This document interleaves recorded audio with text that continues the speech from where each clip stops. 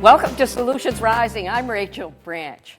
Several years ago, we began a series about a very important office in Berkshire County, the Berkshire County Sheriff's Office. Because of the COVID pandemic, we were unable to continue that series, and I am so grateful that we are able to once again do so. So I am very pleased to welcome the Berkshire County Sheriff Thomas N. Bowler, who has been in office since 2011. Sheriff Bowler began many innovative programs in his distinguished tenure as our sheriff, and we are going to highlight those programs and the community impact, the services provided by Berkshire House of Corrections, that the Berkshire House of Corrections has had and does have in our communities under the leadership of Sheriff Bowler. It is a joy to welcome Sheriff Tom Bowler. It's good to be back, Rachel. It is great to be back, and you are well. Yep, doing well. This whole world has suffered terribly in the last couple of years. Yes.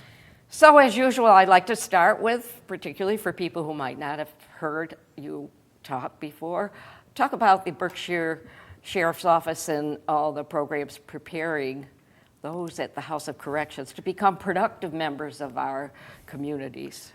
My God. During their residency and upon release. Let's see where we can pick some few, and then you can come back. I mean, I know you always. We can start. Well, first of all, obviously for the viewers watching today, our mission and our goal is to try and help create a safer, stronger, and healthier community. And we do that in a number of ways with our office. But one of the things that we deal with, obviously, is the sentenced inmate population that we have that's incarcerated at the jail. Now, we're a house of correction. We're not a state prison. We're a jail, so we have two populations. We have the pretrial population. Those are the ones that are either held on bail or on a dangerousness hearing, and they're waiting to go to trial. And then we have those who have already been to trial and now are sentenced to our facility. And you can only be sentenced to our facility on any one charge for no longer than 2.5 years.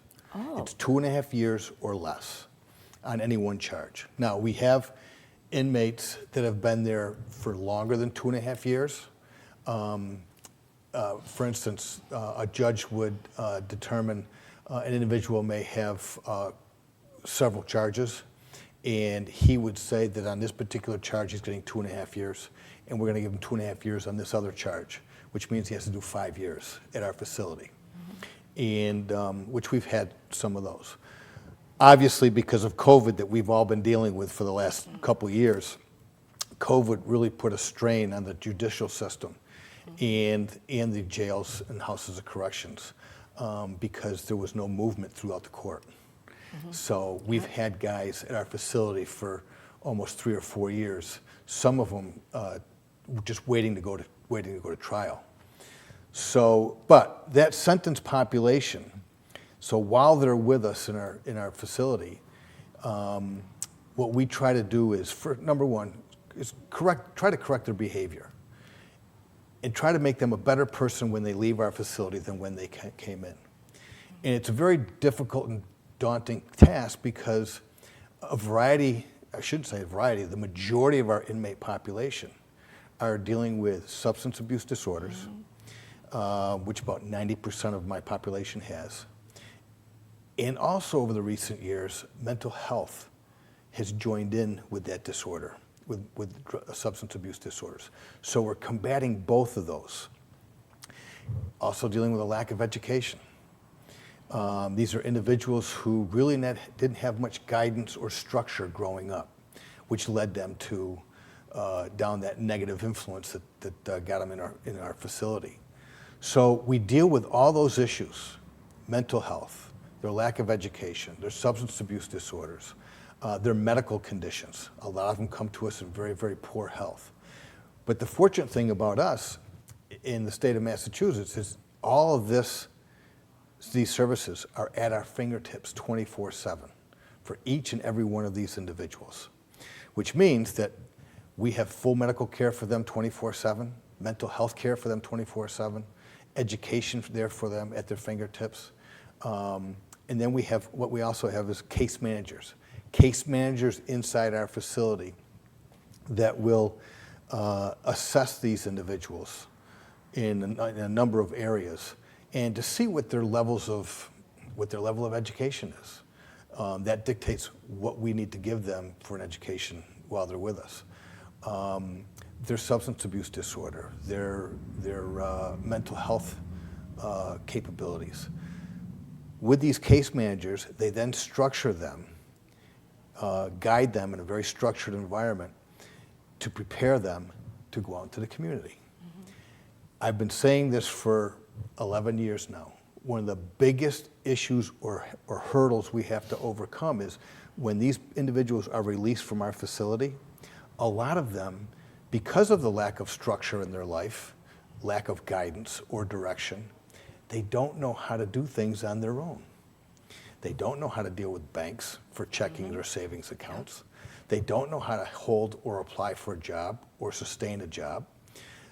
They really don't know how to really live well to take care of themselves out in the community with housing. So with our case managers, we provide all these services to prepare them so they can be productive members in the community. And a lot of them we lose once they go back out there. They really need to have the tools and the resources to fight off that negative influence, that as soon as they walk back out, that negative influence that got them in trouble in the first place is waiting for them, is going to slap them in the face as soon as they walk out. I've been proposing for many years that we need not only to have case managers on the inside, but case managers on the outside, or what I would call street workers. You need safety nets. Yes, these are the street workers that make sure these individuals continue and guide them and direct them down the right path.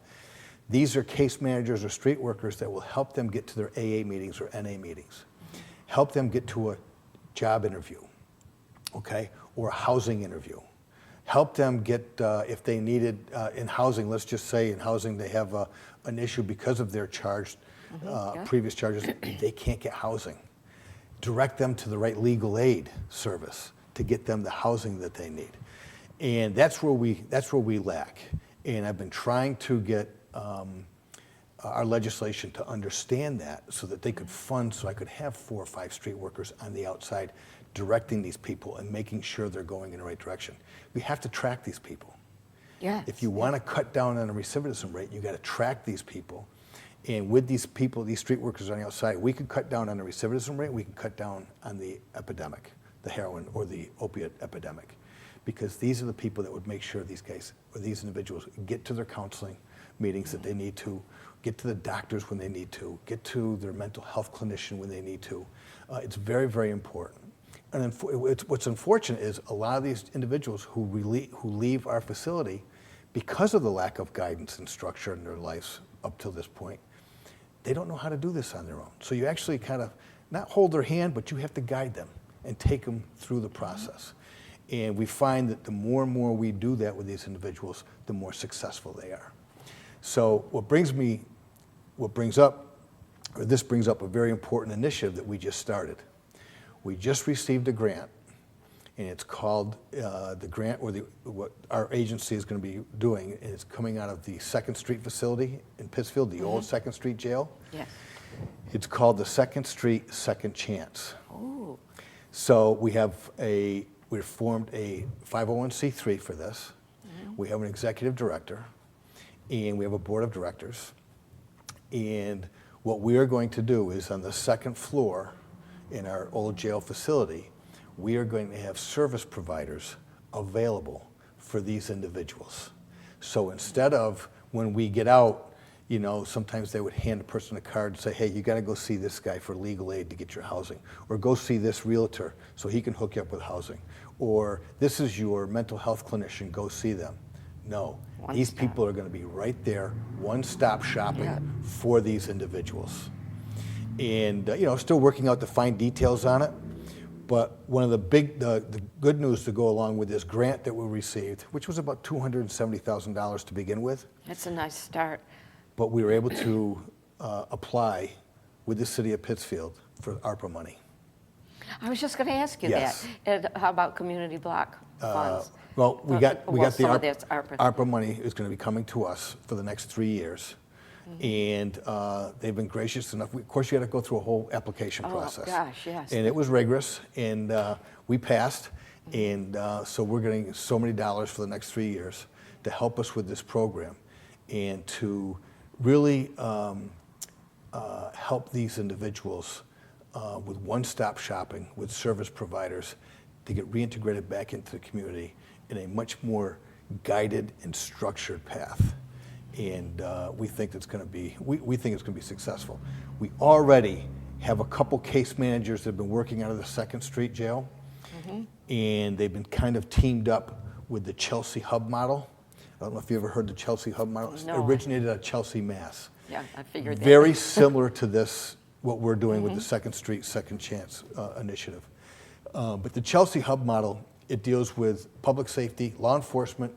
It'll also deal with EMS people, fire personnel, and just other local people within the community. And basically, it's geared for those individuals that you deal with every single day, out on the street corner, okay, or out on the street.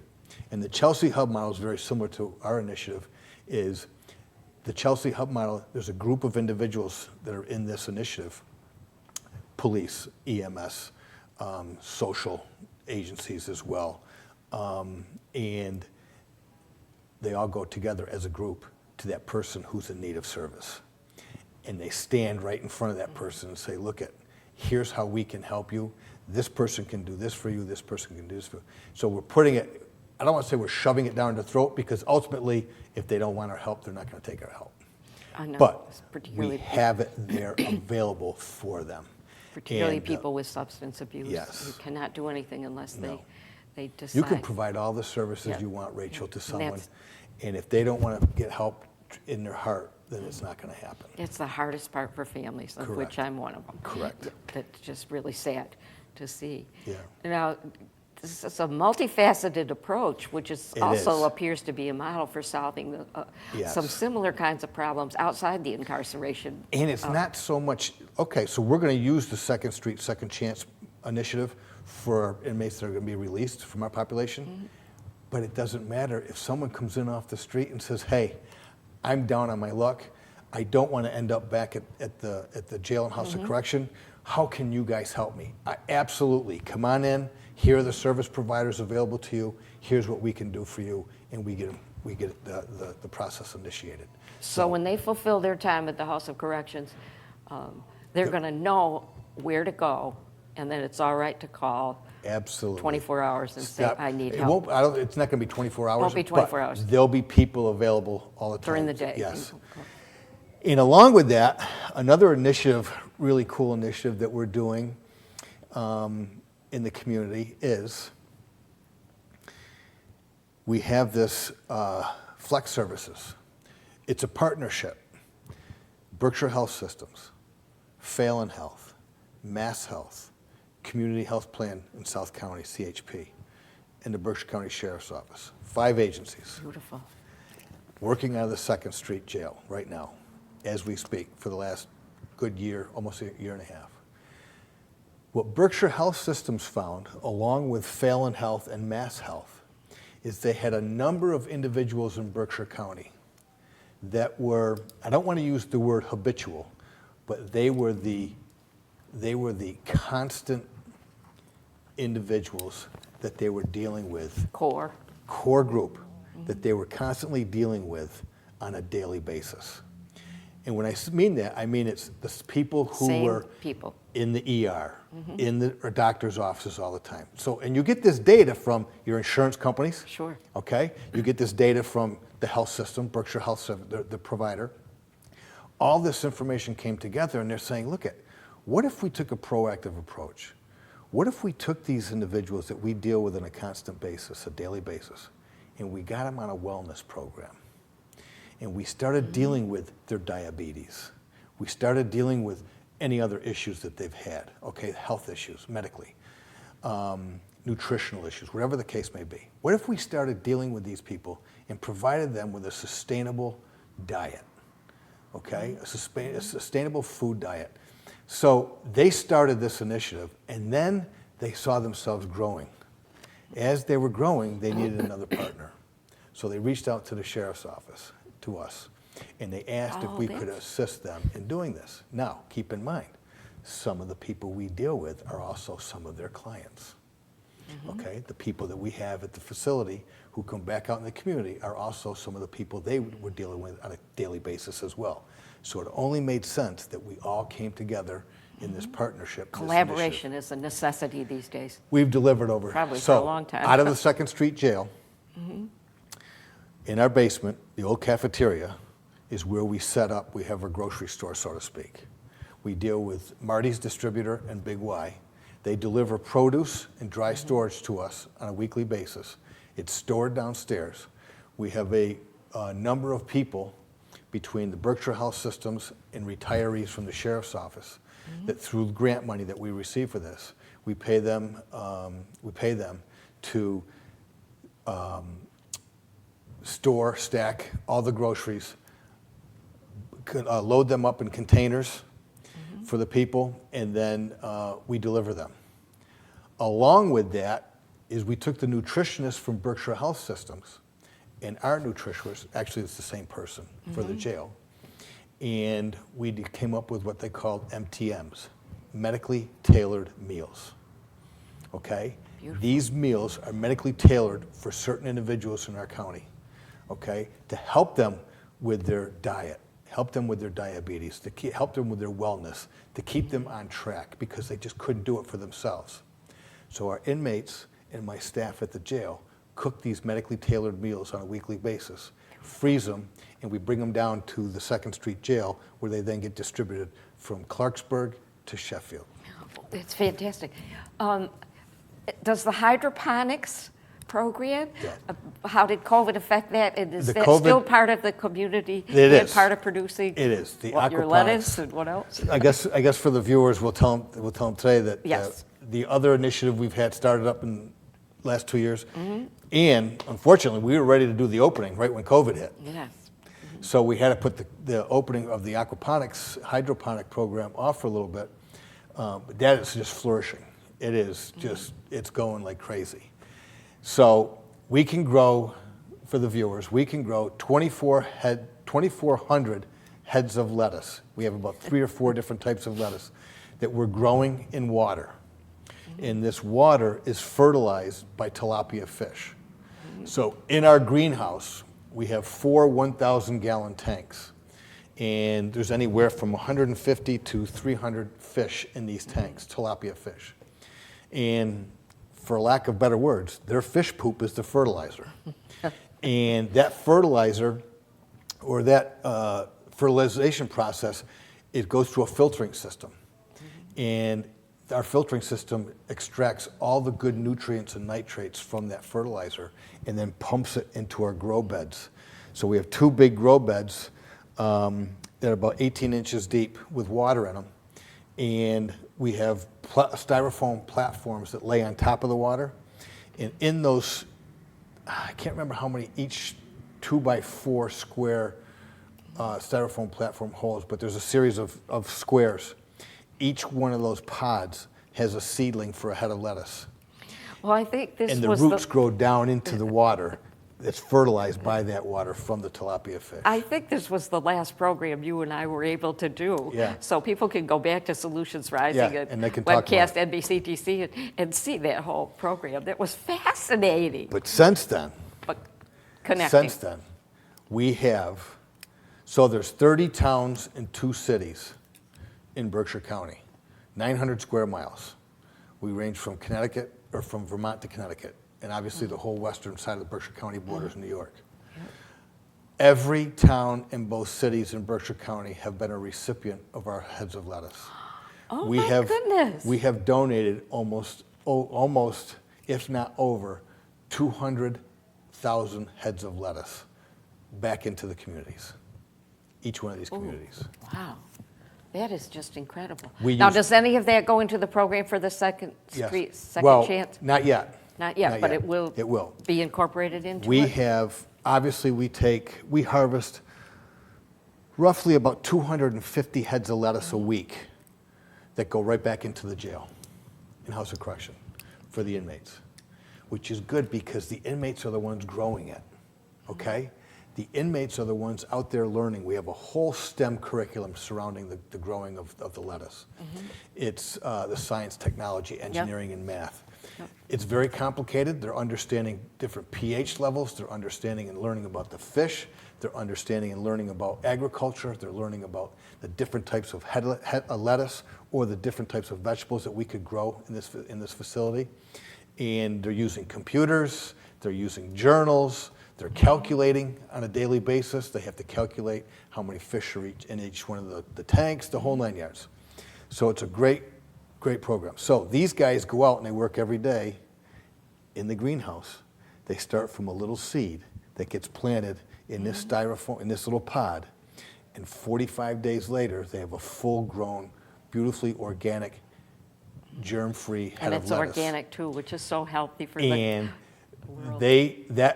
What they've produced in 45 days now goes back in to feed their fellow colleagues or the people that are incarcerated with them, and it gives them, it's building their self-esteem. Yep. Purpose, value, yes, purpose, meaning. value, meaning, everything. Skills. Yeah. And they'll sit there, they come out, of course, they'll make their sandwich for the day before they leave. When they're in the facility, they'll have their sandwiches, and they go out, let's just say it's a ham and cheese, turkey and cheese sandwich that they have out for lunch, or bologna and cheese, whatever. They take the lettuce right out of the thing, put it right on their sandwich, and so they're getting it as well. Not only inside, but they're getting out there while they're working as well. So it's a great program. We just recently, because we built this, it was about $600,000 to build this facility, and we did that with private money. I know you did. We had, through the 501c3, the Berkshire Educational Correctional, we had, we raised the money for this. Our goal was, because we knew sustainability down the road was going to be difficult, you can only go back to the donor so many times. So we asked the legislators. We had the open house. All the legislators from Berkshire County, our delegation. I was wondering if you were going to do that. They came. Yeah. Lieutenant Governor and the Governor, Karen Polito and Governor Baker came out as well, saw the program. We asked them for $150,000 each year to help sustain this inmate program to keep it going. And it passed the governor's budget, it passed the House budget, and it passed the Senate budget. Doesn't surprise me at all. So it looks like we're going to get, this year, we have some sustainability. Closer to the end, which means you have to come back. We're already winding down. There. Oh, gosh. Is there final thoughts that you want to talk about? And then, of course, we'll set up another show if you want. I'll definitely come back, yeah. Yes, of course. But it's just incredible the work that you've done, the innovation and the necessity for it. Absolutely. The necessity is so important. The other thing that, since we've talked, Rachel, really quick, medically assisted treatment, Vivitrol, Suboxone, Methadone. I was never really a big proponent of those, okay? I was always with abstinence, getting people off of these drugs and keeping them off of it. But I went to a Learn to Cope meeting one day, a couple times, several times, and meeting with the families there who tell me that if it wasn't for methadone or if it wasn't for Suboxone, being administered either through the clinics or through their doctor, their son, daughter, brother, sister, grandchild, whatever, would be dead today. I started thinking about that, and it started to resonate. I can't argue with those parents, right? I can't, even though I would like to see people off of this stuff and not be dependent on anything. Me too. There are people and times where you need to have this assistance, this medically assisted treatment. And it saves lives. It does. It's knowing how to use them and where the medical procedures are demanded, and not as a constant resource. But my goal is, yes, use this, but at the same token, is there a light at the end of the tunnel where these people don't have to be on anything anymore? Yeah. So if it's 3 or 5 years down the road, get them completely off the stuff. We applied for a grant we applied for a grant. Several sheriffs have done this already. There was a pilot program, and we had to apply through the DPH, Department of Public Health, to get a license to be able to administer methadone. You have to have a license to do that. Yeah. So we went through the rigorous process of getting that license. We were awarded the license through DPH. So now in our facility right now, we can provide Vivitrol, which is the blocker for any opiate, Vivitrol, Suboxone, and methadone. That's fantastic. And we work with Spectrum.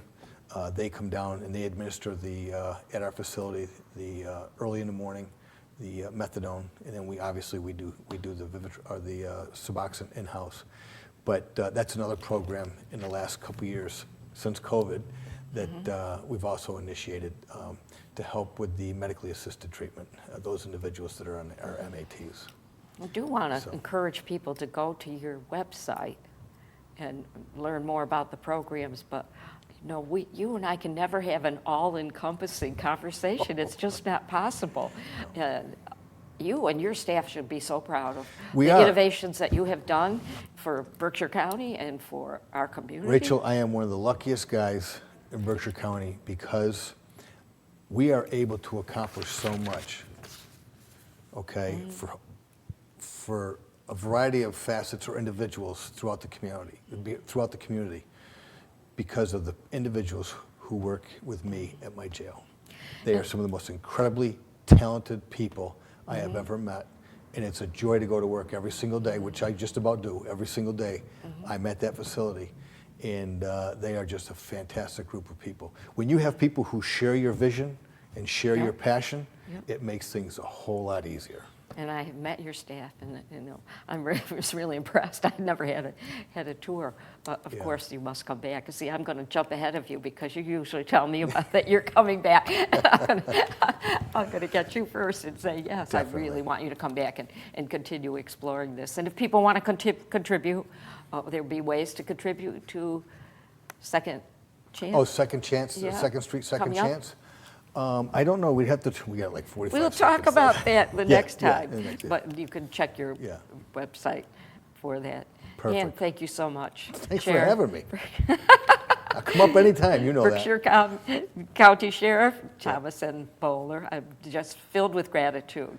And if each one of us picked up one problem and solved it, imagine the incredible view we would all have of solutions rising.